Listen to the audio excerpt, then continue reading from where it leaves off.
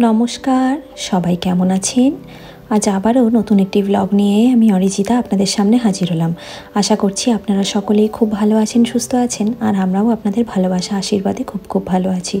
আমাদের অস্ট্রিয়া ভ্রমণের অন্তিম পর্বে এসে উপস্থিত হয়েছি। এখন আমরা আছি অস্ট্রিয়ার সবচেয়ে বড় শহর ভিয়েনাতে, আর সেখানে এখন হোটেলে চলে এসেছি সোজা ব্রেকফাস্ট রুমে। আর আজকে ব্রেকফাস্ট রুম থেকেই ব্লগটা স্টার্ট করছি। আজই আমরা ফিরে যাব গথেনবার্গ।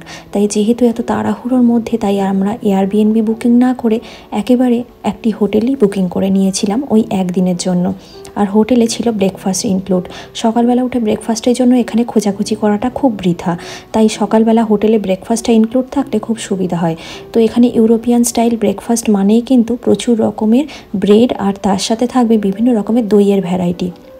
তবে আজ যেহেতু সারাটা দিনই আমাদের প্রচুর ঘোরাঘুরি রয়েছে, তার সাথে আজকেই আমাদেরকে গথেনবার্গ ফিরতে হবে। সারাটা দিন এবং বলতে গেলে প্রায় সারাটা রাত্রি খুব হেক্টিক জার্নির মধ্যে দিয়ে কাটবে। জানি না কখন গথেনবার্গে পৌঁছবো, তো সেই অনুযায়ী সকালের ব্রেকফাস্টটা হতে হবে খুব পেট ভরে এবং খাবো খুব স্বাস্থ্যকরভাবে। তাই এত রকম খাবার দাবারের মধ্যে দুটো ব্রেড নিয়েছি। একটা ছিল মিল্ক ব্রেড আর একটা ছিল আপনার নর্মাল ব্রেড আর কি। তো সেই ব্রেড নিয়ে সাথে নিলাম একটুখানি স্ক্র্যাম্বেল এগ, আর নিলাম এই যে জিনিসটা, এটাকে বলা হয় হোমোস। হোমোস খেতে আমার খুব ভালো লাগে। হোমোসটা বানানো হয় মেনলি তিল দিয়ে। তিল তো আমাদের শরীর ঠান্ডা রাখে। এটা সন্দীপনের প্লেট নিয়েছে, সেদ্ধ ডিম, তার সাথে মুসলি নিয়েছে, মিল্ক নিয়েছে, আর ও একটু নিয়েছে স্যালামি আর ব্রেড। আমি এখানে একটা মিক্সড ফ্রুট স্যালাড, তার সাথে একটু দই নিয়েছি, সঙ্গে মিক্স সিড, একটু হোমোস আছে, দুটো ব্রেড আর সাথে স্ক্র্যাম্বেল এগ। এইটি ভালো করে পেট ভরে খেয়ে দিয়ে এখন যাচ্ছি হোটেলের রুমে। কারণ খাওয়া দাওয়ার পরে আর এক সেকেন্ডও অপেক্ষা করিনি বসে, কারণ হোটেলের রুমটা চেক আউট করতে হবে 1 ঘন্টার মধ্যেই। এই হোটেলের রুম চেক আউট করে আমাদের ব্যাগগুলো হোটেলেই জমা করে সমস্ত পেমেন্ট কমপ্লিট করে বেরিয়ে পড়তে হবে ভিয়েনার উদ্দেশ্যে। আর এই ভিয়েনা সিটিটা একদিনের মধ্যে যতটুকু সম্ভব, একদিন নয় এক বেলার মধ্যে ঘুরে দেখে আবার কিন্তু সময় মতন এয়ারপোর্টে যেতে হবে। কারণ যেহেতু দেশের বাইরে সব কাজ নিজেকেই করতে হয়, তাই এয়ারপোর্টে গিয়েও চেক ইন থেকে শুরু করে সবটাই নিজেদের করতে হবে। হোটেলের সমস্ত বিল পেমেন্ট কমপ্লিট। এখন আমরা হোটেলে যে লকার রুম আছে সেখানে খুব সিকিওরভাবে আমাদের সমস্ত লাগেজগুলো রেখে, এই যে কার্ডটা ওনারা দিয়েছেন সেই কার্ডটা দিয়ে এই লকারটাকে লক করে রেখে কার্ডটা নিজেদের কাছে নিয়ে বেরিয়ে পড়বো এখন পুরো শহরটা ঘুরে দেখতে। এখন যেহেতু স্প্রিং টাইম অস্ট্রিয়াতে বেশ ভালো মতনই ঠান্ডার দাপটটা কমে গেছে, তাই কিন্তু রাস্তাঘাটে প্রচুর রকমের ড্যাফোডিল আর টিউলিপ ফুলের দেখা পাবেন, যেটা দেখতে দেখতে রাস্তা দিয়ে চলতে আপনার কিন্তু একটুও কষ্ট হবে না, মন ভালো হয়ে যাবে একেবারে। ঠান্ডার দাপটটা অনেকাংশে কমলেও রোদ্দুরের তেজটা কিন্তু এখনও পর্যন্ত গরমকালের মতন হয়নি, তাই বেশ এতখানি ট্যুর করতেও আমাদের কোনো কষ্ট হয়নি।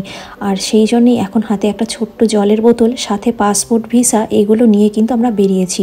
অবশ্যই মনে রাখতে হবে দেশের বাইরে যখনই আপনি কান্ট্রি ছেড়ে বেরোবেন, তখনই কিন্তু সাথে করে প্রমাণপত্র স্বরূপ এই পাসপোর্ট, ভিসা রাখাটা আবশ্যিক। আর আমরা এখন ভিয়েনার একটা মিডল পয়েন্টে চলে এসেছি, যেখান থেকে এই শহরটাকে পায়ে হেঁটে ঘুরে দেখা যাবে বিশেষ কিছু জায়গা। আপনাদের সঙ্গে আমি এই ব্লগটা দুটো ভাগে ভাগ করেছি, যাতে আপনাদের এই ব্লগটি দেখতে বোর না লাগে। প্রথমেই আগে আপনাদের নিয়ে যাব এখানকার সবথেকে প্রাচীন এবং বৃহত্তম একটি চার্চে, যেটি এখনও খুব সুন্দরভাবে সংরক্ষণ করে রাখা রয়েছে, মানুষের আকর্ষণের একটি প্রধান বিষয়বস্তু।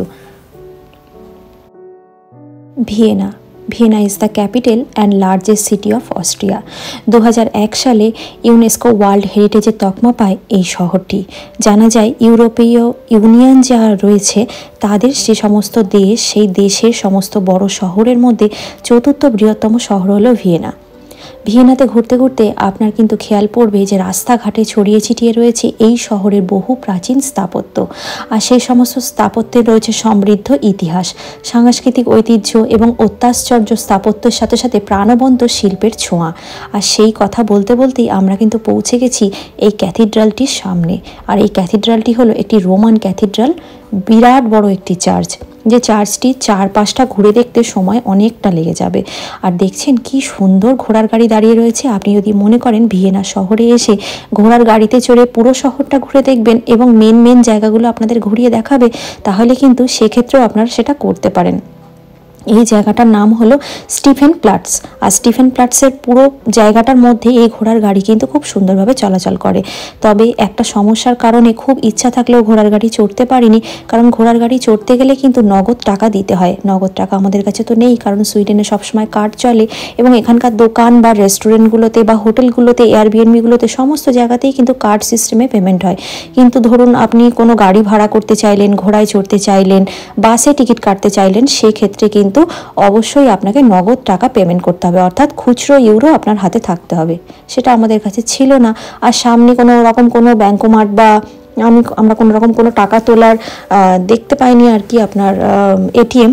সেই জন্যই আর কি আর ঘোড়ার গাড়িতে চড়ার প্রত্যাশাটা রয়ে গেছে মনের মধ্যে। তবে নেক্সট যে দেশটাতে ট্রাভেল করব আমরা, ইচ্ছা আছে সেখানে চড়ার।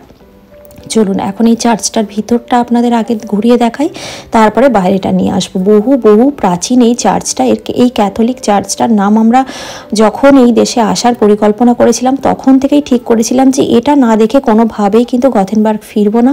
এটা প্রধান আকর্ষণ এই শহরের, এইটাকে আগে সবার আগে দেখতে চলে এসেছি। দেখছেন কত মানুষের ভিড়।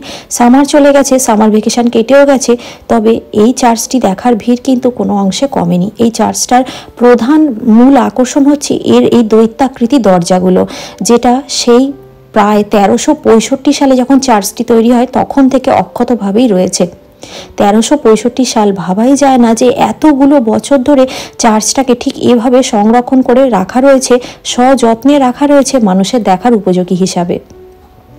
এর পূর্বাংশটা খানিকটা অগ্নিকাণ্ডের কারণে ধ্বংস হয়ে যাওয়ার পরেও কিন্তু পুনর্নির্মাণ করে চার্চটি কিন্তু সযত্নে রাখা রয়েছে।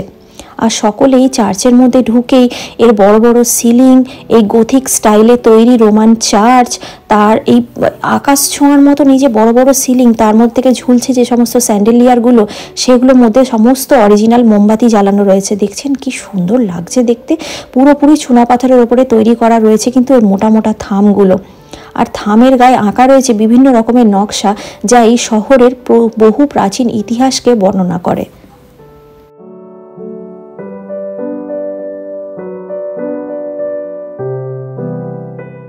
আমরা যে মুহূর্তে এই ক্যাথলিক চার্চটির ভিতরে প্রবেশ করেছিলাম তখন সেই মুহূর্তে এই ধর্মের অর্থাৎ খ্রিস্ট ধর্মের মানুষদের কিন্তু কিছু প্রোগ্রাম চলছিল। তাই পার্টিকুলার এই জায়গাটাতে সেই দেশের মানুষরা দাঁড়িয়ে প্রার্থনা করছিলেন। তাই কিছুটা সময় কিন্তু নীরবতা পালনের জন্য সকলকে রিকোয়েস্ট করা হচ্ছিল। তাই আমি চেষ্টা করেছি এই সময়টায় একটুখানি ক্যামেরাবন্দি করার। দেখছেন থামগুলোর গায়ে কি সুন্দর রং দিয়ে দিয়ে আঁকা রয়েছে এবং সেগুলো কিন্তু আজও একইভাবে অক্ষত। ঠিক কতখানি যত্ন করে রাখলে এই প্রাচীন স্থাপত্য এতটা সুন্দরভাবে মানুষের কাছে আকর্ষণীয় হয়ে ওঠে, এটা ভাবতেই খুব অবাক লাগছে। আর এই চার্চের নামই তো আপনাদের বলা হয়নি। এই চার্চের নাম হলো সেন্ট স্টিফেন ক্যাথিড্রাল। আর এই চার্চের গায়ে যে বড় বড় সিলিং আর তার সংলগ্ন যে কাঁচের জানলাগুলি দেখছেন, সেই জানলাগুলির মধ্যে যে রঙিন কাঁচগুলি লাগানো রয়েছে সেগুলো কিন্তু প্যারিস থেকে এসছে। তো সেখান থেকেই নিয়ে এসে কিন্তু এটির আরেকটি মূল আকর্ষণ ওই রঙিন রঙিন কাঁচের জানলাগুলো। তবে আমি চারপাশটা দেখে তো একদম মন্ত্রমুগ্ধ হয়ে গেছি। কোন দিক থেকে যে ভিডিওটা নেব আর কোন দিকটা যে খুঁটিয়ে দেখব তাই বুঝতে পারছি না। তবে জানেন, যেহেতু এনাদের একটি প্রোগ্রাম চলছিল তাই ভিতরে নিজস্ব অর্কেস্ট্রা বাজছিল। আর আমি কখনো ক্যাথলিক চার্চের ভিতরকার অর্কেস্ট্রা ঠিক কীরকম হয় কখনো শুনিনি। আমি নিজেও মুগ্ধ হয়ে গেছি। আর আপনাদের জন্য কিছুটা ক্লিপ এতে অ্যাড করলাম যাতে আপনাদেরও শুনতে খুব ভালো লাগে। একেবারে নিজস্ব অর্কেস্ট্রা, যেটা এদের প্রোগ্রামের সময়ই বাজে, আর খুব সময় মতো না আসলে সেটা শুনতেও পাওয়া যায় না। এই চার্চটির মধ্যে টোটাল 22টা বেল রয়েছে।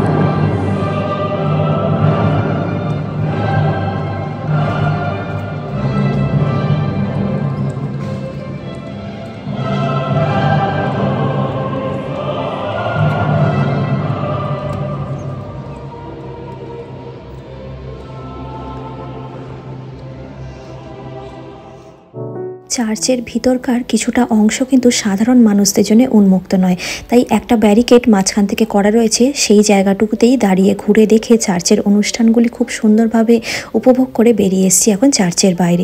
জানেন, এই চার্চটি 448 ফুট লম্বা, আর এতই লম্বা যে সেটা মোবাইলের স্ক্রিনেও যেন ধরাতে পারছিলাম না। বাইরে বেরিয়ে এই ঘোড়ার গাড়িগুলো দেখে খুব মন খারাপ হচ্ছিল, যদি একটু চড়তে পারতাম, কিন্তু সমস্যা এক জায়গাতেই। জানেন, ভিয়েনা শহরকে নাকি বলা হয় সঙ্গীতের শহর। তার কারণ অস্ট্রিয়া দেশটিতে কিন্তু জন্মগ্রহণ করেছিলেন মোৎসার্টের মতন একজন সঙ্গীতজ্ঞ, যিনি ছিলেন শাস্ত্রীয় সঙ্গীতের একজন নামকরা মানুষ আর কি। তো তার সাথে সাথে এই বিথোভেন, ব্রুকনার, সোয়েনবার্গ এরাও কিন্তু এই সমস্ত শহরগুলিতে ঘুরে গেছিলেন এবং এখানেই বসতি স্থাপন করেছিলেন। তাই ভিয়েনাকে আরও একবার এই সঙ্গীতের শহর নামে কিন্তু অভিহিত করা হয়েছে। চার্চের বাইরেটা এত সুন্দর, আর 448 ফুট লম্বা এই চার্চটা দেখে তো আমার মন প্রাণ একদম জুড়িয়ে গেছে। তবে এই স্টিফেন ফ্লাটসের চারপাশ দিয়ে ঘুরে গেলে অনেক সুন্দর সুন্দর জায়গা কিন্তু এখনও দেখা বাকি আছে, তাই খুব তাড়াতাড়ি পায়ে হেঁটে ঘুরে দেখে নেব বাকি জায়গাগুলি। তবে এই ভ্লগটি আর বড় করছি না, পরবর্তী ভ্লগেই নিয়ে আসছি বাকি আরও 2-3টে সুন্দর জায়গা। চলুন তাহলে ভিডিওটাও তাহলে আজকে এখানেই শেষ করছি। সবাই ভালো থাকবেন, সাবধানে থাকবেন। ভিডিওটির কোনো অংশ যদি আপনাদের ভালো লেগে থাকে, ইনফরমেটিভ লেগে থাকে, তাহলে কিন্তু অবশ্যই লাইক, কমেন্ট আর বন্ধুদের সঙ্গে শেয়ার করতে কিন্তু ভুলবেন না। অবশ্যই আমার চ্যানেলটি সাবস্ক্রাইব করে দেবেন, আগামীতে আরও সুন্দর সুন্দর জায়গা যাতে আপনাদের সঙ্গে শেয়ার করে নিতে পারি। ভিডিওটি যদি আপনারা আমার ফেসবুক পেজে দেখে থাকেন, পেজটি কিন্তু অবশ্যই ফলো করে নেবেন। সবাই খুব ভালো থাকবেন, সাবধানে থাকবেন। আমি খুব তাড়াতাড়ি ফিরে আসবো এই ভ্লগেরই আরও একটি সুন্দর পার্ট নিয়ে। ততক্ষণের জন্য বিদায় নিলাম।